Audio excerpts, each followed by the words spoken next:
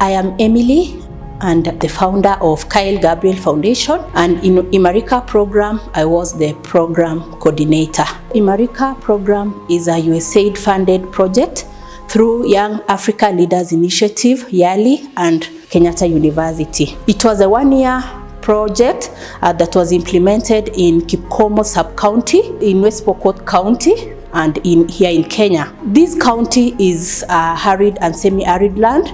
It is marginalized and it is also prone to climate change. This is drought and floods. This has had devastating impact in the lives of women and girls, since sources of livelihoods have been destroyed, forcing women to trade in charcoal and wood. Cutting down of trees has further increased land degradation, threatening food security and biodiversity. On the other hand, girls suffer the harmful practices of female genital mutilation and child marriages. After forcefully undergoing the cut, they are married off at a tender age, robbing them of their education and continuing the cycle of poverty to generations. So we kicked off the program with tailored sessions to address the specific needs of girls and women. Our first activity was training 100 women beneficiaries in beekeeping and financial literacy, equipping them with knowledge and skills in modern beekeeping as an alternative source of income will move women into financial independence while conserving environment from land degradation. Financial literacy training enabled the women to acquire knowledge in managing their bee enterprise, in increasing their savings, in accessing credit facilities, and also in keeping records to track their expenses and profits. It also enabled them to learn how they can diversify their sources of income. And in this case, we demonstrated kitchen gardens and supported them with seeds and seedlings to set up a kitchen garden in their homes. Na tumefaidika kwa sababu hata kina mama wamejua kwamba mama akifunzwa na ataweza jinsi ya kutafuta fedha kwa sababu wamepata mafunzo kutokana na shirika hili.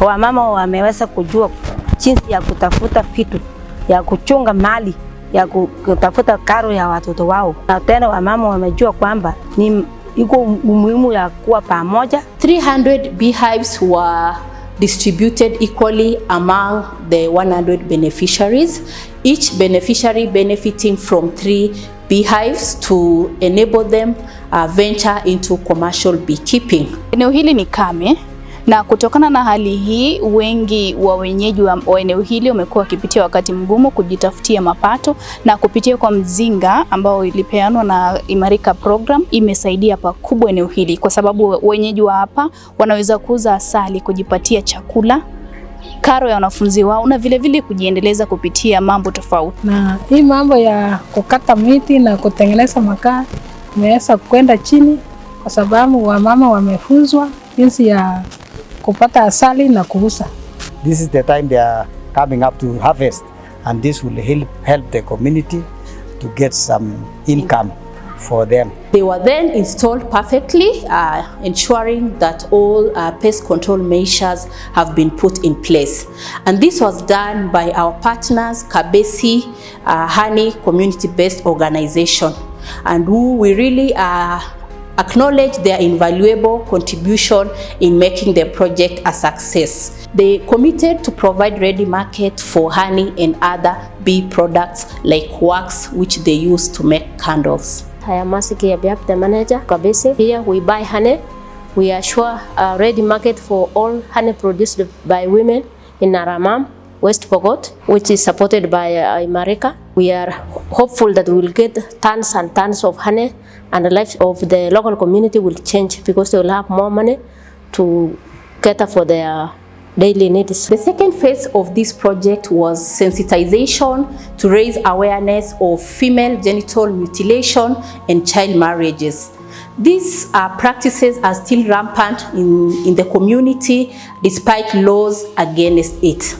We conducted sessions in different villages within the sub-county, reaching 956 community members. They were encouraged to create enabling environment for their children development, to shun the retrogressive cultural practices that pose significant threat in the rights and dignity of girls, and embrace education that will empower their girls to break the cycle of poverty. In addition, we visited 15 schools, sensitizing girls and boys on their rights. We educated them on sexual reproductive health rights and education excellence. 1,340 learners benefited from these mentorship sessions. They committed to be their brothers and sisters keeper, driving the desired change in the community.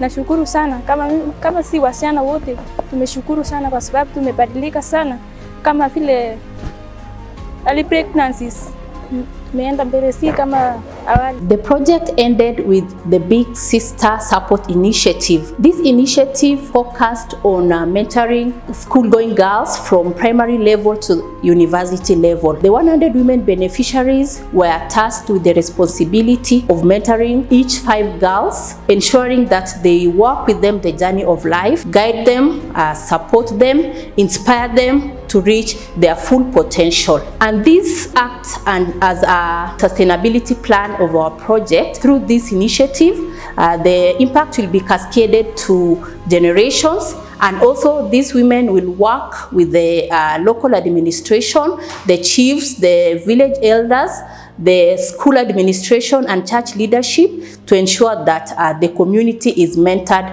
and they do what is expected of them. Suye cha kwe mbolo maminye ngoki ganyama ruma kwechi yo acha le pichimle mangi ko korone te mo cha le sere mbola kan kwa supportin angara mo ne cha chile tipin nyo mo cha le sere nyo. We wish to thank our donor USAID for believing in us and supporting us drive the much needed change in Pokot community. We call on civil society organizations, donors, and even the government to roll out more projects in arid and semi-arid lands that will drive meaningful impact and end suffering because of the effect of climate change. Thank you.